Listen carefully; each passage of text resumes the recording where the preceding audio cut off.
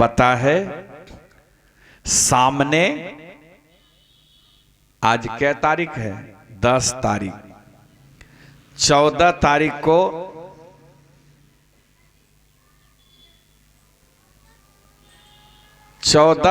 के दिन शिव भगवान के व्रत हैं और 15 को जलधरी हैं। देखिए, तो जलधरी करने के लिए हम लोग कहां जाते हैं? शिव मंदिर में। शिव मंदिर में जाते हैं। वो शिव मंदिर को किसने बनाया? विचारिए। जिस शिव मंदिर में हम लोग जलधरी करने के लिए जाते हैं, फूल पात प्रसाद चढ़ाने के लिए जाते हैं, उस शिव मंदिर को किसने बनाया? हम ही मनुष्य ने। हम आप में से कोई कारीगर जो है, राजमिस्त्री, वही ने बनाया। एक एक ईंट जोड़ते गए, जोड़ते जोड़ते शिव मंदिर का ढांचा दे दिए। वो शिव मंदिर बन के तैयार हो गया। हम लोग शिवलिंग लाकर स्थापना कर दिए, प्राण प्रतिष्ठा कर दिए और पूजा पाठ आरंभ कर दिए।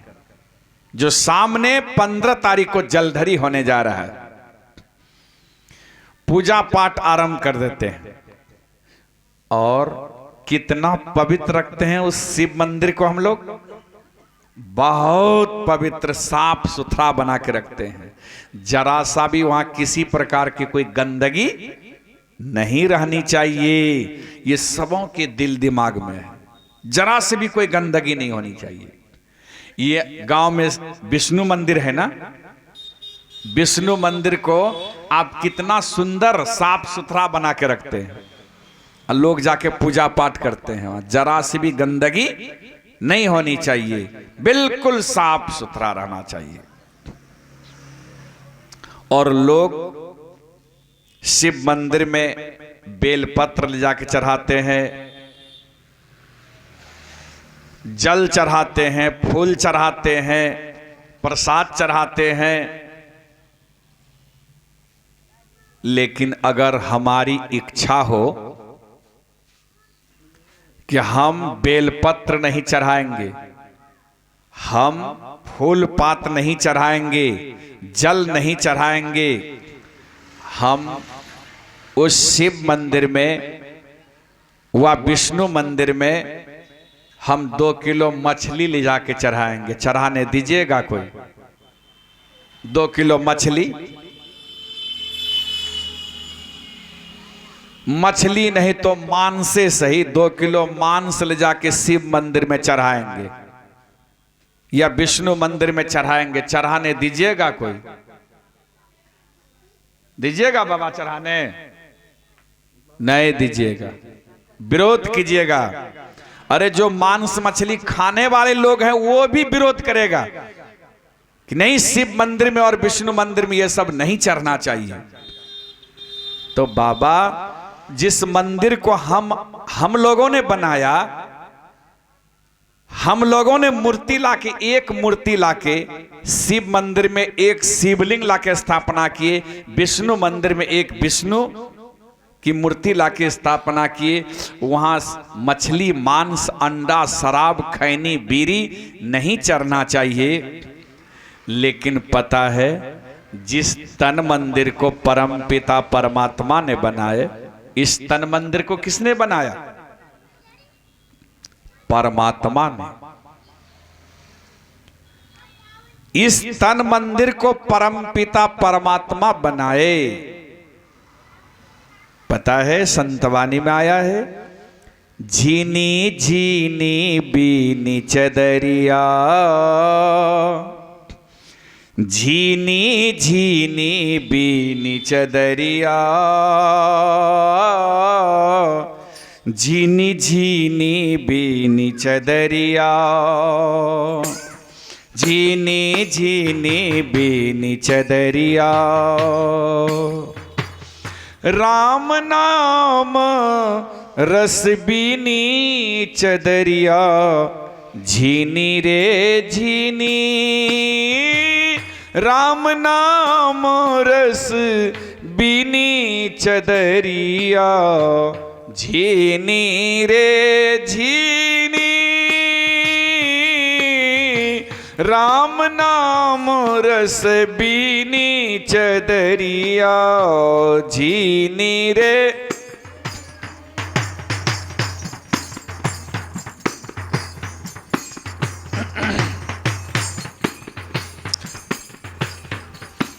झीनी रे झीनी राम नाम रस बीनी चदरिया, झीनी रे। काहे के ताना काहे के भरनी, कौन तार से बीनी चदरिया। ये शरीर रूपी चादर को बिनने में, शरीर रूपी चादर को बनाने में परमात्मा को कितना समय लगा देखिए। अरे काहे को ताना काहे को भरनी, कौन तार से बीनी चदरिया। तो इसके उत्तर में कहते हैं, इंगला पिंगला ताना भरनी, इंगला पिंगला ताना भरनी, सुख मन तार से बीनी चदरिया, झीनी रे झीनी राम नाम रस बीनी चदरिया, झीनी।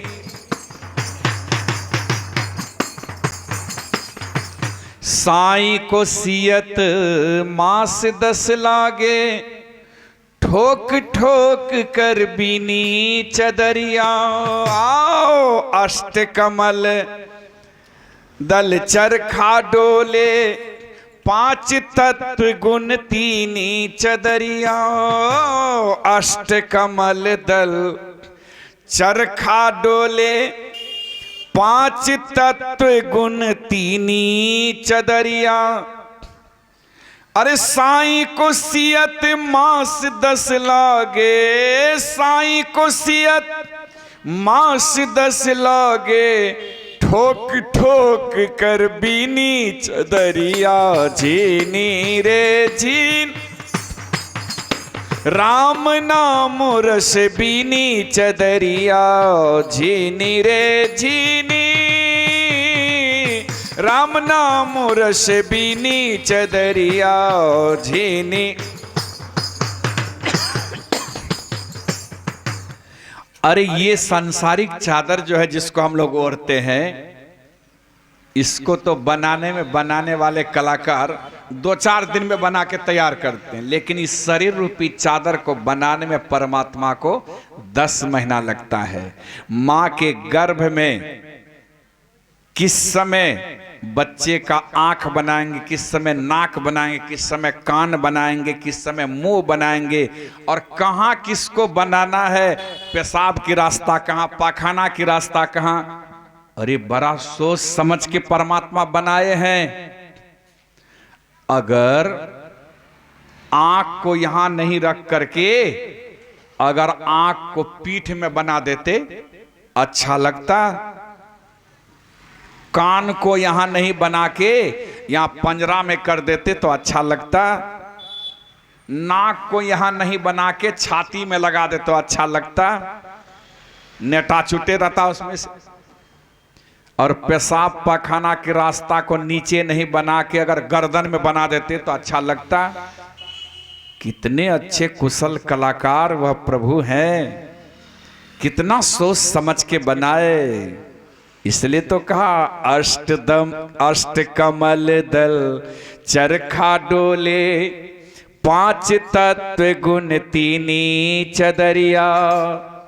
साईं को सियत मास 10 लागे, साईं को सियत मास 10 लागे, ठोक ठोक कर बीनी चदरिया, झीनी रे झीनी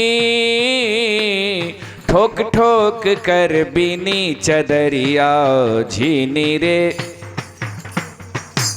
सो चादर सुर नर मुनि ओढ़े, ओढ़े के मैली किन्हीं चदरिया, सो चादर सुर नर मुनि ओढ़े, ओढ़े के मैली किन्हीं चदरिया, दास कबीर जतन से ओढ़े, दास कबीर जतन से ओढ़े, ज्यों के त्यों दिन्ही चदरिया, धीनी रे झीनी, ज्यों के त्यों धर दिन्नी चदरिया, झीनी रे झीनी, राम नाम रस बीनी चदरिया, झीनी रे झीनी। तो इस शरीर रूपी चादर को तैयार करने में परमात्मा को पूरे 10 महीना लगा। और पता है इसमें सारी देवी देवताओं का वास है।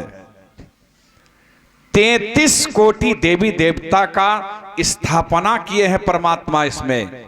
और इस शिव मंदिर में तो एक शिव लिंग की स्थापना है, विष्णु मंदिर में एक विष्णु की स्थापना है, राम जानकी मंदिर में एक राम जानकी है, और दुर्गा मंदिर में कि काली मंदिर में एक ही देवता हैं।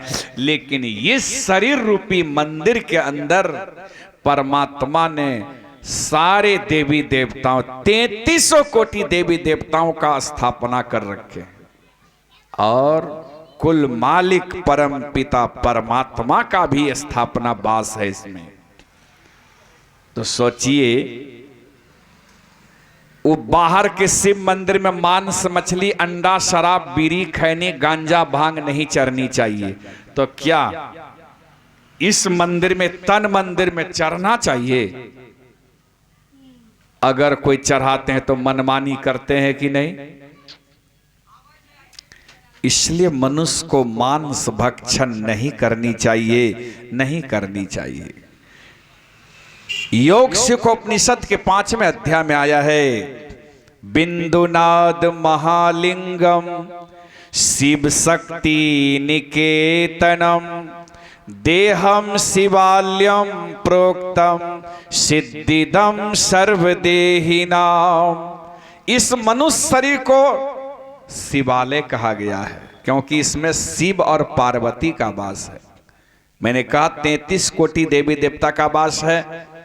आपके गुदा चक्र में गणेश जी का वास, आपके लिंग चक्र में सृष्टिकर्ता ब्रह्मा जी का वास, आपके नाभि चक्र में विष्णु और लक्ष्मी का वास, आपके हृदय चक्र में शिव और पार्वती का वास, आपके कंठ चक्र में विद्यादानी सरस्वती का वास, और आपके आज्ञा चक्र में कुल मालिक परमात्मा और आप जीवात्मा का भी वास है। प्रधान प्रधान देवता सबका वास आपके हृदय में है। और 33 कोटि देवी देवता सब तो है ही, सबका नाम लेते लेते बिहान हो जाएगा, फिर भी नहीं हो पाए, मुख मुख का नाम बता दिए। तो सबका वास आपके हृदय रूपी सिंहासन पर है।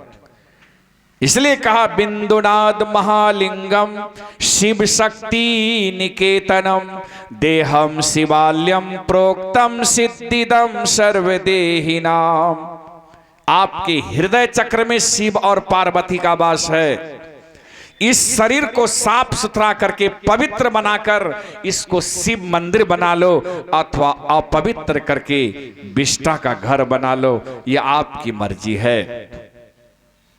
फिर उसी अध्याय में आया है बिंदुनाद महालिंगम विष्णु लक्ष्मी निकेतनम विष्णुवाल्यम प्रोक्तम सिद्धिदम सर्वदेहिनाम। अर्थात आपके नाभि चक्र में विष्णु और लक्ष्मी का वास है। इस शरीर को साफ करके पवित्र करके इसको विष्णु मंदिर ठाकुर बाड़ी बना लो अथवा अपवित्र करके पाखाना का घर बना लो, आपकी मर्जी है। तो बाबू, इस विष्णु मंदिर या शिव मंदिर या सरस्वती मैया की मंदिर है या ब्रह्मा और गणेश जी का मंदिर है, यानी सभी देवी देवताओं का यह मंदिर है, सबका स्थापना है इसमें। तो इसमें ये मांस, मछली, अंडा, शराब, बीड़ी, खैनी, गांजा, भांग नहीं डालना चाहिए। इसको कितना शुद्ध और पवित्र बना के रखनी चाहिए, ये आप ही लोग विचार कीजिए। आप लोग विचार कीजिए कितना शुद्ध बना के रखना चाहिए। लेकिन हम लोग इसे क्या क्या नहीं डाल देते हैं। मनुस्मृति में आया है अष्टघातक, पशुबद्ध करने की आज्ञा प्रदान करने वाला, पशुबद्ध करने वाला, शस्त्र से मांस टुकड़ा करने वाला, बेचने वाला, खरीदने वाला, पकाने वाला, परोसने वाला, खाने वाला, सबको बराबर पाप लगता है। और जो मनुष्य दूसरे के मांस को खाकर अपने शरीर के मांस को बढ़ाने मात्र इच्छा करता है, उसकी जैसा पृथ्वी को पापी नहीं है, महापापी है। महापापी है जो दूसरे के शरीर के मांस को खाकर अपने शरीर के मांस को बढ़ाने मात्र इच्छा करता है, महापापी है वह। लेकिन हम लोग भ्रमवश ये मुंडन संस्कार के, ये विवाह संस्कार के उपलक्ष्य में हम लोग जीव हत्या करते हैं। जीव हत्या करके सगे संबंधियों को बुला के भोज खिलाते हैं। क्या करते हैं? अपना बेटा का मूरन, अब बकरी बेटा का संपूरन। ये कैसी भक्ति है? अपना बेटा का मूरन करेंगे धूमधाम से, सारे सगे संबंधियों को बुला करके धूमधाम से अपना बेटा बेटी का मूरन, लेकिन बकरी बेटा बेटी के संपूरन। ये बकरी मैया के बेटा बेटी, क्या उसको दर्द नहीं होता है? दर्द होता है। अगर आपके बेटा को 2 तमाचा कोई लगा देते हैं तो आपको दर्द होता है, और बकरी बेटा का आप गला घोंट देते हैं, गला काट देते हैं, उनको दर्द नहीं होता है? दर्द होता है। लेकिन आंसू बहाने के सिवा उनके पास कुछ नहीं है। कोई थाना पुलिस, कोई कोर्ट कचहरी नहीं है, आंसू बहाने के सिवा कुछ। इसलिए तो कहा, अरे गरीब को मत सता, गरीब रो देगा, सुनेगा उसका मालिक जो तुमको जड़ मूल से खो देगा, जो सबका मालिक है। इसलिए बाबू, मुंडन संस्कार बहुत पवित्र संस्कार है। यह बहुत पवित्र संस्कार है।